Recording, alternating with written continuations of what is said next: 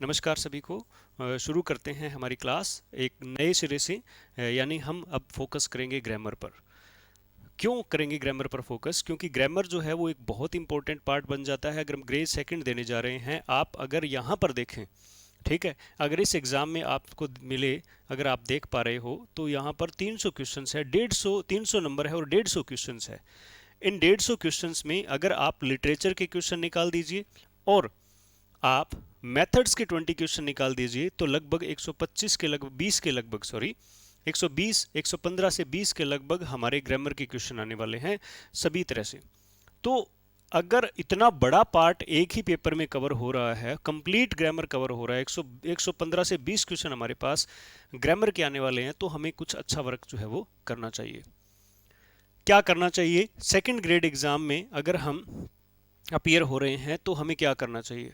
First of all हमें book selection जो है वो करना चाहिए। बुक सिलेक्शन के अंदर हम अगर आपको बात करें कि सबसे पहले हमारी चहेती किताब जो है, हमारी चहेती किताब कौन सी? रेनन मार्टिन, जिस पर फुल फोकस जो है वो हमारा रहने वाला है।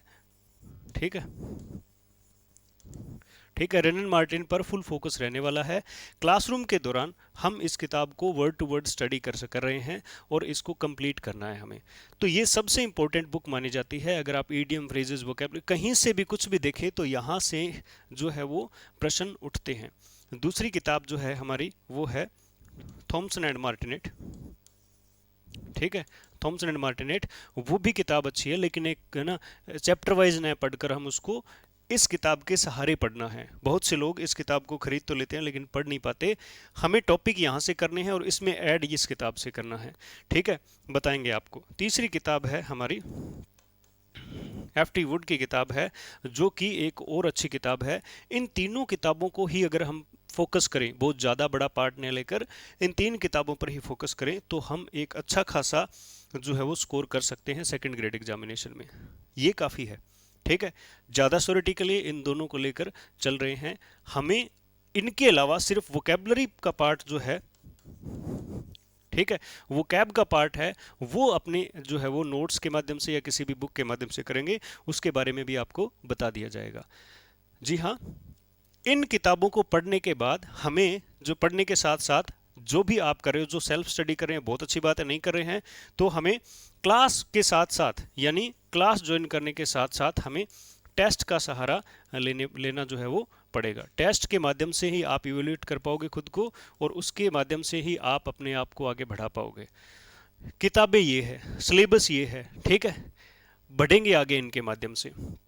और इनमें भी सबसे ज़्यादा इंपॉर्टेंट ये चीज़ है, अगर एक अच्छे लर्नर है कोई, तो आप ये सोचिए कि क्लास में न जाकर इन किताबों को अगर पढ़ें अच्छी तरीके से और इस चीज़ में अपनी ईमानदारी से मेहनत करते रहे तो भी बहुत अच्छा किया जा सकता है कार्य।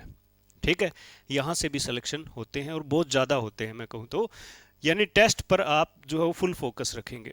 वर्तमान परिस्थितियों में हमने जो भी क्लासरूम है बिल्कुल प्रॉपर वे में चल रहे हैं। उसके साथ साथ सेकंड ग्रेड एग्जामिनेशन के लिए हमने एक टेस्ट सीरीज जो है वो जल्द ही आपको शेड्यूल दे दिया जाएगा। उसके माध्यम से टेस्ट सीरीज जो है वो शुरू की जाएगी। ठीक है, और उस टेस्ट सीरीज के दौरान आपको क्या कुछ मिलेगा, देखिए क्या है। क्लासेज के अंदर क्लास का जो है वो सेशन लाइव एंड रिकॉर्डेड। उसके बाद हम ये बात कहें तो आपके डाउट सॉल्यूशंस भी जो आपके क्लासरूम के दौरान किए जा रहे हैं। और टेस्ट की अगर बात करें तो well manage test, exam oriented content, exam oriented question, और बिल्कुल ये कहें तो कहीं भी बाहर से क्वेश्चन यानी कि out of syllabus exam question न आकर सिर्फ एग्जाम पर ही फोकस किया जाता है।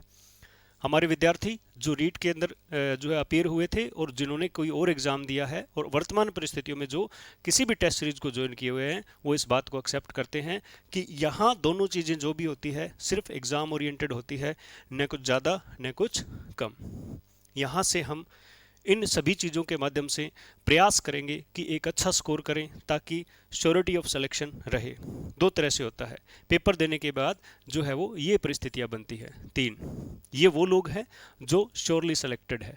ठीक है, ये वो लोग हैं जो पता ही नहीं है इनका कितना स्कोर है। ठीक है, यानी अनसेलेक्टेड। ये सबसे खतरनाक परिस्थिति होती है। मैं सिलेक्शन करवा रहा हूँ, मेरा सिलेक्शन हो रहा है या नहीं हो रहा, इससे बचेंगे। ये भी कहीं ना कहीं सुखी होते हैं, नौकरी तो नहीं मिली होती, लेकिन ये भी कहीं ना कहीं ऐसे होता है चलो अब आगे तैयारी करेंगे, एक अगला कदम उठा लेते हैं, ये किसी योग्य नहीं रहते।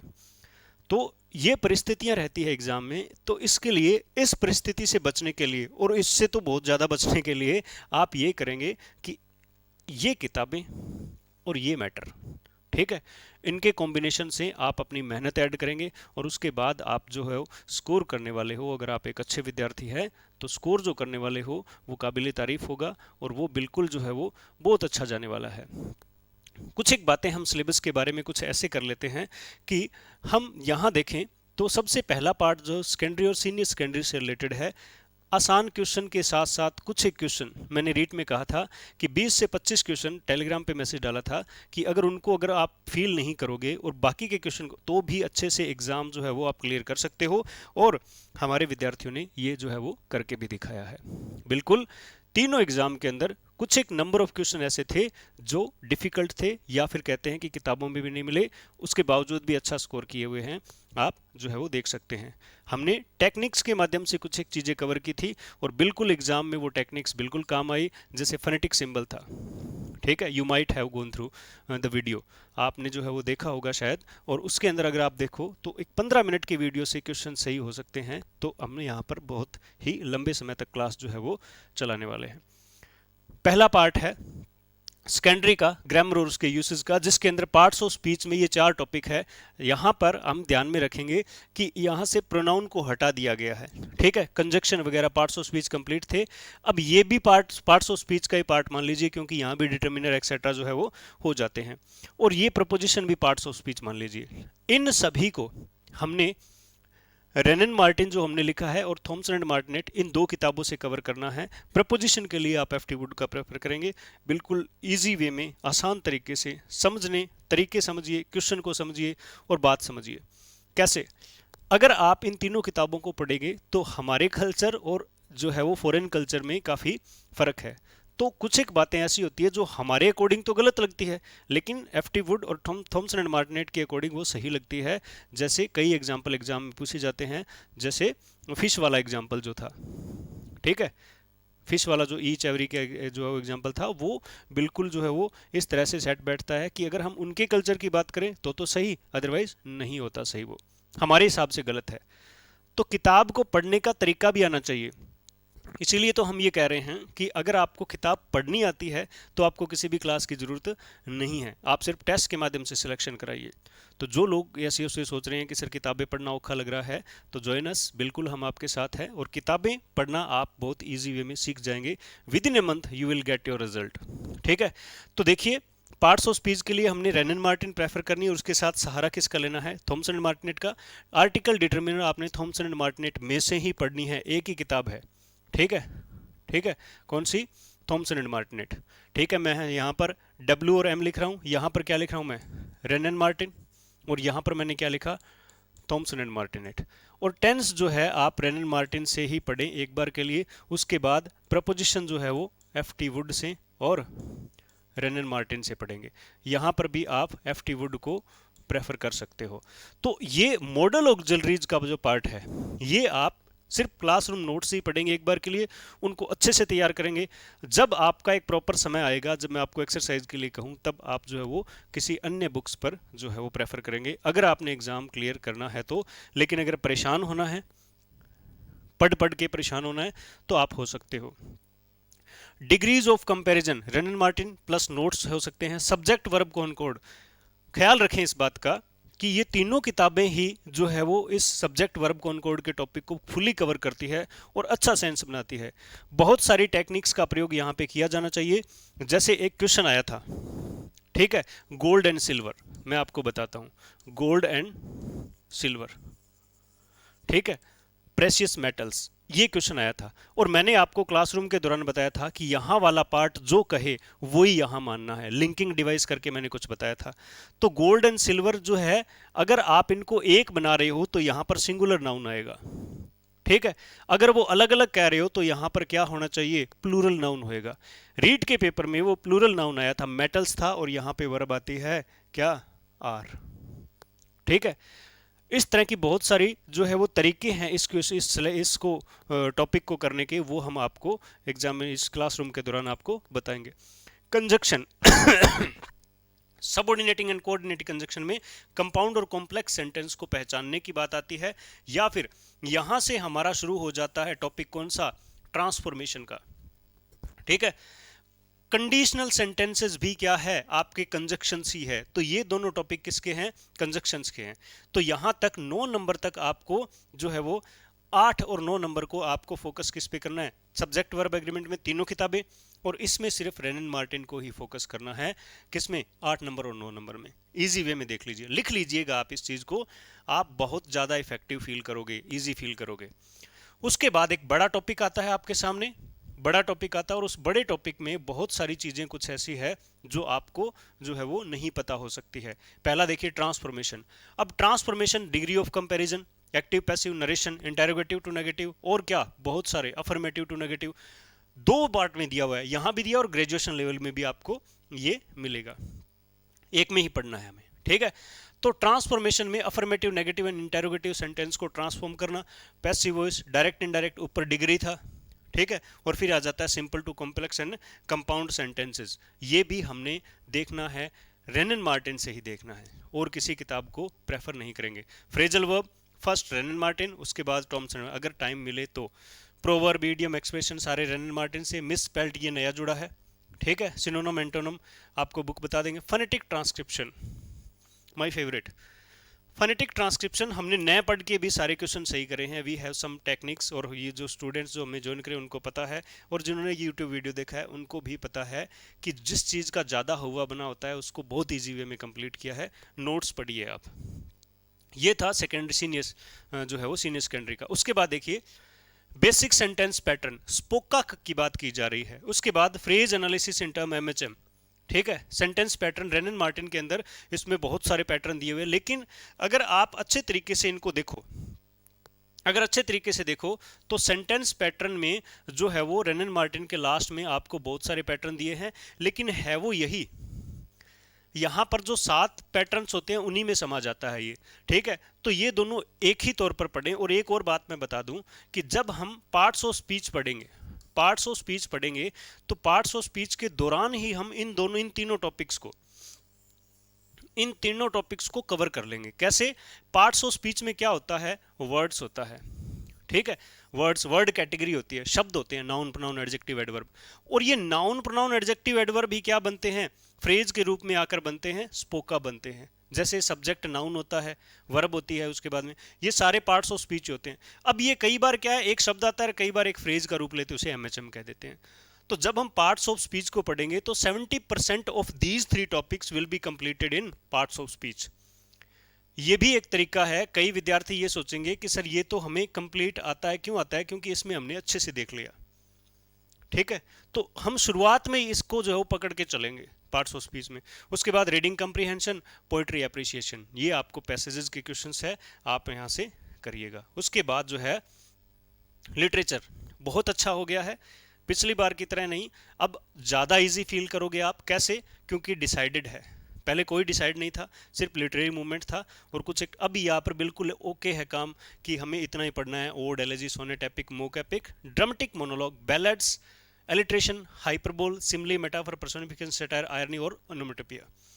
ये इतनी टर्म्स जो है वो लिटरेरी फॉर्म्स एंड डिवाइसेस हमें पढ़नी है विद इन अ पेज, 1 या 2 पेजेस के माध्यम से हम इनको कंप्लीट करेंगे। उसके बाद देखिए literary periods, Renaissance, metaphysical, Jacobean, neoclassical, आप इनको क्या करेंगे, किसी एक बुक से पढ़कर, आप साथ में इंटरनेट का भी आपको बिल्कुल प्रिपेयर्ड नोट्स मिलेंगे, उनके माध्यम से आप पढ़िए। और दूसरी बात ये जो इतना पार्ट है ना, 6 नंबर, 7 नंबर और 8 नंबर और 9 नंबर, ठीक है, इनसे इतने बड़े पार्ट्स हैं, जो इतनी टर्म्स दे रखी है, डिवाइसेस दे रखी है, मूवमेंट्स दे रखे हैं, ठीक है, इनसे सिर्फ 15 के लगभग क्वेश्चन आने, 15 से भी कम मान लो।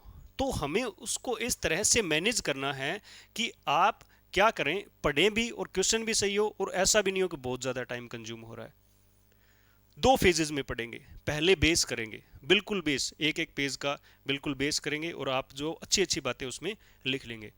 अगर हमें समय मिलता है बाद में तो हम डिटेल में भी इसको पढ़ लेंगे। आप बने रहेंगे हमारे साथ, बिल्कुल आपको ईजी वे में ये नोट्स जो है वो प्रोवाइड किए जाएंगे। यहाँ पर बहुत सारे जो क्या है इंडियन ऑथर्स है, इनको भी हमें लिमिटेड पढ़ना पड़ेगा, किताबों में भर भर के पेजेस दिए हुए हैं, लेकिन हमें कुछ एक पेजेस को ही सहारा लेकर इसको पार करना है। ख्याल रखें इस बात का कि अगर आप ये चाहते हैं कि स्मार्ट स्टडी, आपने नाम सुना होगा, तो वो कोई और चीज़ नहीं है स्मार्ट बन के स्टडी करो, ऐसा कुछ नहीं है। Smart study means what should be asked and what should be study, क्या पूछा जाना चाहिए और क्या हमें पढ़ना चाहिए, किस तरह से, मतलब कौन सी किताब से कौन सी बात, कितना समय देना चाहिए, ये सारी चीज़ें स्मार्ट स्टडी में इन्वॉल्व है। तो आप बिल्कुल इस चीज़ को ख्याल रखेंगे कि बिल्कुल शॉर्ट में भी न हो और बिल्कुल वाइड भी हम न पढ़ लें, एक लिमिटेड। देखिए यहाँ पर मैं ये बात क्यों बोल रहा हूँ, क्योंकि आने वाले समय में हमारे सामने पेपर्स बहुत हैं, यानी दो तो आप मान लीजिए फर्स्ट सेकंड और ग्रेड थर्ड, तीन तो ये हो गए, और दो सेकंड संस्कृत शिक्षा वाले सेकंड एंड फर्स्ट ग्रेड वो भी हो जाते, 5 पेपर अभी और आने वाले हैं, अभी एक ही पड़ा हुआ है, छोटा सा पड़ाव पार हुआ है। इन 5 पेपर को पास करने के लिए हमारी स्ट्रेटजी बहुत शानदार होनी चाहिए। आप बने रहेंगे इन चीज़ों के साथ, ठीक है। तो उसके बाद आता है हमारा जो है वो मेन पॉइंट, ठीक है, हमारा मेन पॉइंट, आपके लिए नहीं, हमारा मेन पॉइंट टीचिंग मेथड्स। बहुत ज़्यादा वर्क किया हुआ है हमने, नोट्स प्रिपेयर्ड है, बिल्कुल ओके है, और हमने कर लिया है एक बार, और भी हम करेंगे इसको। एंड वंस अगेन, जब भी हमने मेथड्स पढ़े हैं विद सम न्यू पॉइंट्स, उसको एक नए तरीके से पढ़ा है, और आगे भी हम जब पढ़ेंगे इसको एक नए तरीके से पढ़ेंगे। ध्यान ये रखा जाए कि यही जो है वो इतनी सी बातें हैं 20 क्वेश्चन की। देखिए ये वाला जो है वो यहाँ से लेकर देखिए 1.5 पेज भरा हुआ है, यहाँ पर तो जो है 15 क्वेश्चन है, लेकिन इतनी सी बातों में आपको बिल्कुल जो है वो 20 क्वेश्चन मिलने वाले हैं। तो यहाँ पर हमें दम लगाना चाहिए, ठीक है।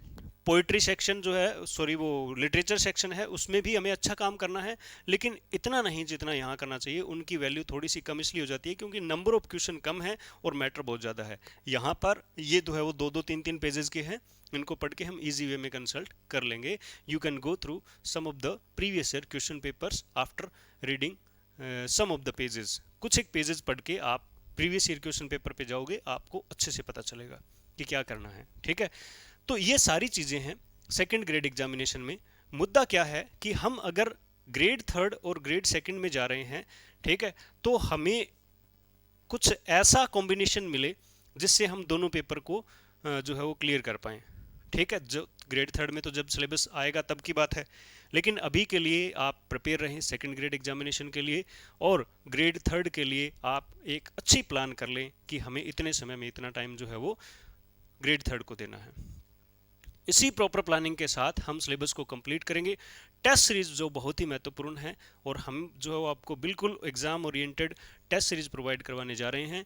हिस्सा बनिए इसका, प्रयास करिए, एफर्ट्स करिए, इतने एफर्ट्स करिए कि आपका वो हाँ ना वाला सिस्टम है वो ख़त्म हो जाए, और बिल्कुल श्योरिटी ऑफ सिलेक्शन की तरफ जो है वो चलिए। ध्यान रखें, प्रयास आपके होंगे तो हमारे भी कम होने वाले नहीं हैं। हम आपको उतने ही प्रयासों के साथ, उतनी एफर्ट्स के साथ, उतनी एनर्जी के साथ जो है वो ये चीज़ें कंप्लीट करवाएंगे जितना आप कर रहे हो। तो बने रहिए, मिलते हैं अगली क्लास में same word use at different parts of speech के साथ। आप देखिए और अपने नॉलेज को इम्प्रूव करिए। धन्यवाद।